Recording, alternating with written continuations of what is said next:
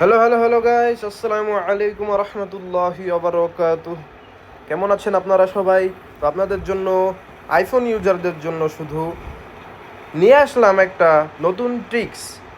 এবং অনেকেই 100 ভিতরে 99% পিপুল cannot know these tricks, and all of this I want to display to you and show you this. Okay, let's start the tricks. Open the setting. আসলে এখানে আমরা এমন একটা setting করতে যাচ্ছি যেখানে আমাদের অনেক ইম্পর্টেন্ট পিকচার অথবা ইম্পর্টেন্ট ইনফরমেশন তথ্য থাকে, যেগুলো আমাদের স্ক্রিনশট দেওয়ার প্রয়োজন হয়। অনেক সময় সাইড বাটন কি এগুলো চাপলে স্ক্রিনশট হতে প্রবলেম হয়। তো এজন্য আজকে ট্রিক্স নিয়ে আসলাম। আপনারা যাবেন general, control centre, action button, display and brightness, home screen and app library. এই এই 5টা অপশনের নিচের অপশন অ্যাক্সেসিবিলিটি, এখানে যাবেন। এখানে যাওয়ার পরে ফিজিক্যাল অ্যান্ড মোটর, এই অপশনে যতগুলো অপশন আছে তার মধ্যে আছে টাচ। এই টাচে ক্লিক করবেন। তো বেসিক্যালি আমার মেন টপিকস হচ্ছে, আমি আজকে দেখাতে যাচ্ছি আপনাদের আইফোন ইউজারদের, আইফোন যারা ইউজ করেন তাদের আইফোনের পিছনে একটা মেইন এবং অ্যাট্রাকশনেবলি একটা লুক আছে, অ্যাপেল লুক। ওই অ্যাপেল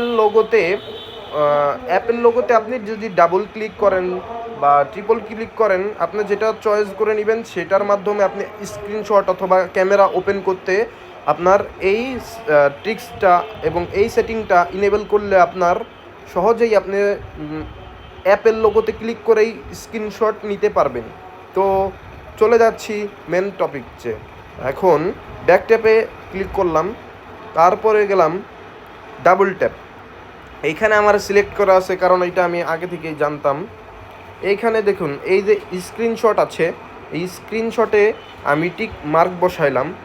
মার্ক বসানোর পরে আমি ব্যাক চলে আসলাম, হোম স্ক্রিনে চলে আসলাম। এখন দেখেন আমি আমার ফেসবুকে ঢুকলাম। ফেসবুকে ঢোকার পরে আমি আমার প্রোফাইলের একটা স্ক্রিনশট নেব, কিন্তু আমি সাইড বাটন প্রেস করব না। আমি এখানে অ্যাপের লোগোতে দুটো টোকা মারবো, বা যেটাকে ইংলিশে বলতে পারবেন ডাবল ট্যাপ। এটা মারলেই আলহামদুলিল্লাহ আমার এখানে স্ক্রিনশট হয়ে যাবে।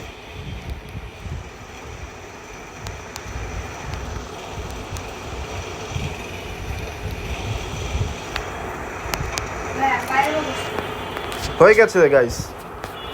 আসসালামু আলাইকুম রহমতুল্লাহি ওবারাকাতুহু।